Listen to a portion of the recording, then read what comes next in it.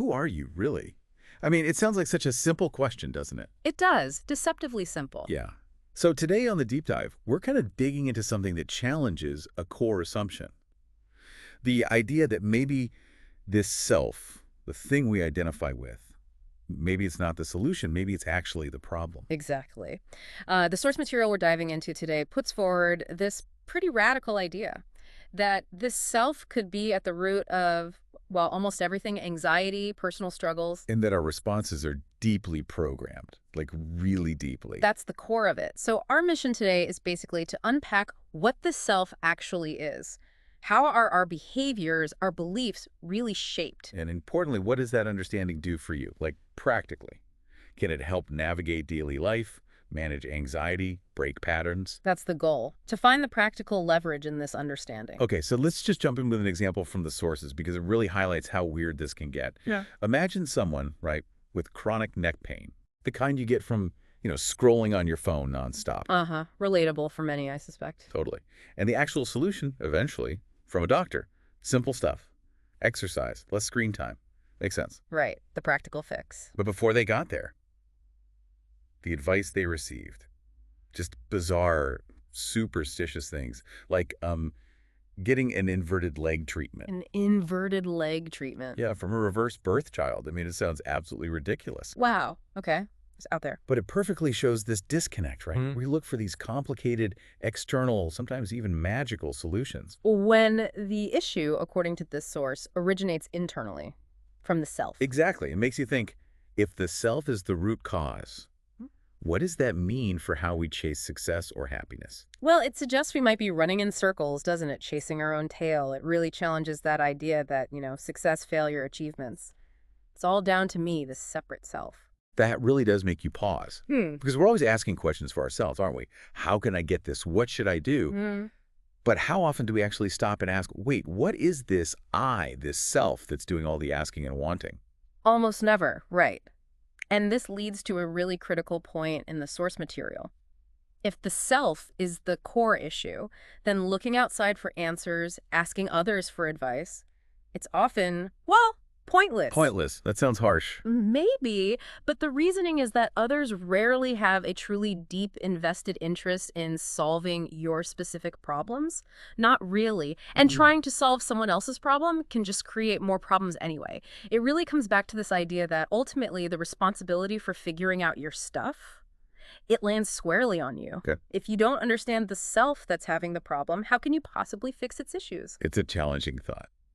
But it leads perfectly into this next bit about the illusion of a separate self. We're sort of taught you create your life. That's the common narrative, yeah. Be the creator. But the source pushes back hard. Think about a car, it says. Did you create the engine, the steering, the body from nothing? No, of course not. Or did you just, modify it? Maybe you painted it, added some features, changed the wheels. But the core thing was already there. So a lot of what we call creation is just tinkering with what exists, modification. Exactly. And that's where the source really goes after some common ideas, some dogmas. It pretty much dismisses concepts like a totally separate existence for each person. Or like a separate bank account for karma. Precisely. Or this idea that rebirth dictates your current situation. The source basically calls this stuff nonsense or major misconception. So no cosmic scoreboard tracking your specific good and bad deeds. Not in this framework, no. It argues that, yes, actions have consequences. You act, you get a result. But the idea that it's tied to some unique, separate, karmic self across lifetimes, that's what's being questioned. Okay, but then what about things like people born with serious diseases? If the self is this independent creator, how does that fit? The source tackles this, right? It does. It directly challenges blaming it on bad karma from a past life. Which is a common explanation in some systems. It is. And the source goes even further, kind of provocatively. It says, imagine if your deepest, truest inner thoughts and actions were just broadcast live for a week. Oh, wow. How many of your relationships would survive that? The point being, nobody is truly pure or completely isolated in their inner world. We're all complex, messy. Yeah, that's a sobering thought experiment. And this ties into the scientific view the source presents. The body isn't something you created. It's a biological The continuation. continuation. Yeah, like you're literally a continuation of your parents, your grandparents. A unique mix, a permutation and combination, biologically speaking, of their genes. It just operates automatically. So inheriting a disease isn't about something you did in this life or another one. It's part of that biological inheritance. According to this perspective, yes. This body, this hardware we have, it arrived preloaded, you could say, pre-configured by lineage. Speaking of hardware, I like the analogy the sources use for the mind. The brain is the hardware, Right, the physical organ. and the mind itself is like the brain plus language. Yeah, The software that gets installed later. that's the idea. And what's really radical here is the claim that thoughts, they're effects. They're not the causes of things. Wait, thoughts are effects, not causes. How does that work? Well, the idea is they don't just pop into existence from some independent you. They arise from stuff that's already stored, information, conditioning, experiences, all the media you consume. Like movies, social media. Everything. It all goes in. And thoughts are just the output, the processing of that data. So the example given is like if you watch a scary movie. Yeah, and then you start thinking about ghosts or whatever. Is that you actively deciding to think about ghosts? Or is it just the information, the fear-based input playing itself out in your mind? That's a really different way to look at it. It makes thoughts seem less personal, Yeah. less self-generated. Exactly. Less authored by you. And Yeah. this ties into how our subconscious, formed by childhood, by experiences, traumas, how that really shapes our personality. Psychologists look at that all the time, right? Early life stuff. They do, Uh, because that's where the source argues the fundamental programming happens. Our environment, our upbringing, that's what created us in this view, not some independent self making choices from day one. And here's that challenge for you, the listener. Yeah. Try to predict your very next thought without using a thought to do it. Go on, try it. See, your mind kind of goes blank, right? It shows how thoughts often just appear. They arise automatically. Which naturally leads people to ask, okay, so does this mean I have zero control? Am I just a puppet? Yeah, that's the scary part, isn't it? It can feel that way, and the source uses strong language here, calling people largely like robots programmed by their internal data with maybe very little actual control. Oh, bots, that's provocative. It is, but the flip side is this understanding isn't meant to be disempowering. Actually, it's the opposite.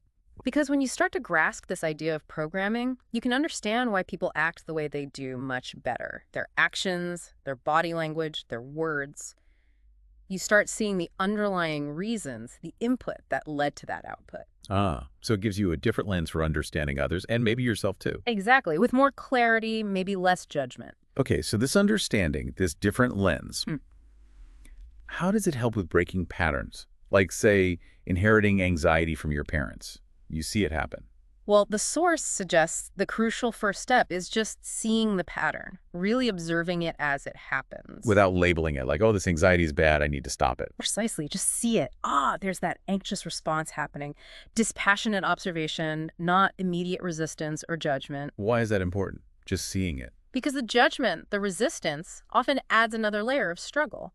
Seeing it clearly as it is the first step towards detachment, toward not being automatically swept away by it. And this connects to the idea that nothing is inherently good or bad, right? Like the nuclear energy example. Yeah, exactly. Nuclear energy can power cities or destroy them.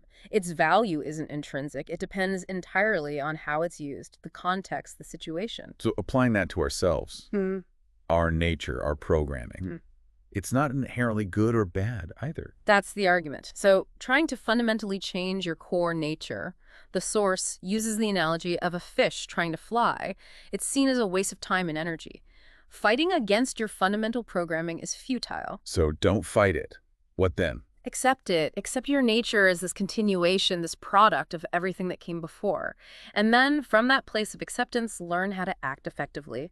Navigate the world with the programming you have, rather than constantly battling it. Okay, that feels potentially quite liberating, actually. Especially when you think about anxiety, that constant desire we have for control. It's a universal human thing, isn't it? We want to control life, feel secure, and anxiety spikes when that control seems to slip away. But here, the source makes a really vital distinction.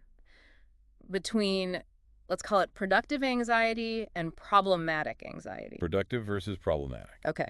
What's the difference? Productive anxiety is the stress response to an actual present danger or problem, an emergency. Losing your job. For others. Exactly. That immediate stress kicks in your fight or flight system. It gives you energy, focus, hopefully to start searching for a new job, right? To take action. Okay, that makes sense. Necessary stress in a way. Right. Problematic anxiety, though, that's the stress you feel about hypothetical situations. Things that might happen but aren't happening right now. It might never happen.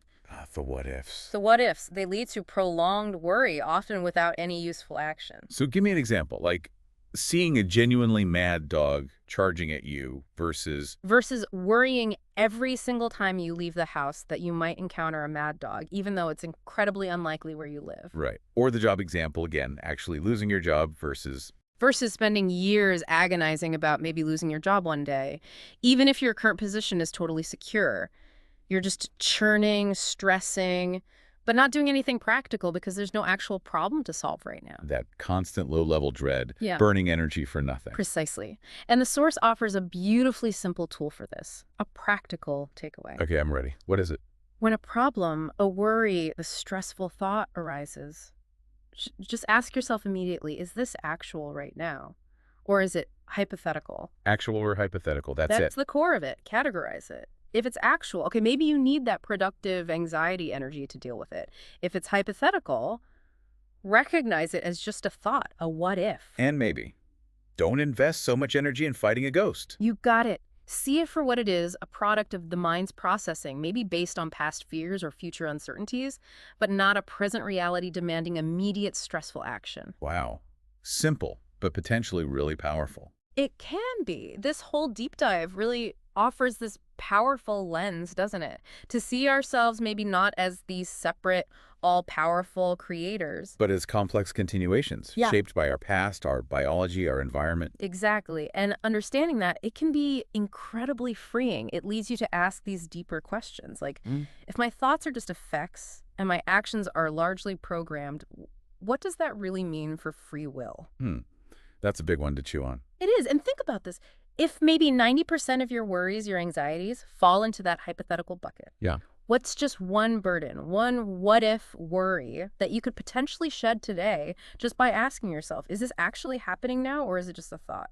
That's a great closing thought. A very practical challenge, just asking that simple question. Yeah. Actual or hypothetical. It can shift things. It really can. It certainly gives you a lot to think about. That distinction alone feels like a really useful tool to take away from this. It could genuinely free you up from carrying so much unnecessary stress or jumping into action when maybe observation is needed first. Absolutely. Well, hopefully this deep dive has given all of you listening some surprising insights, maybe shifted your perspective a bit. Definitely food for thought.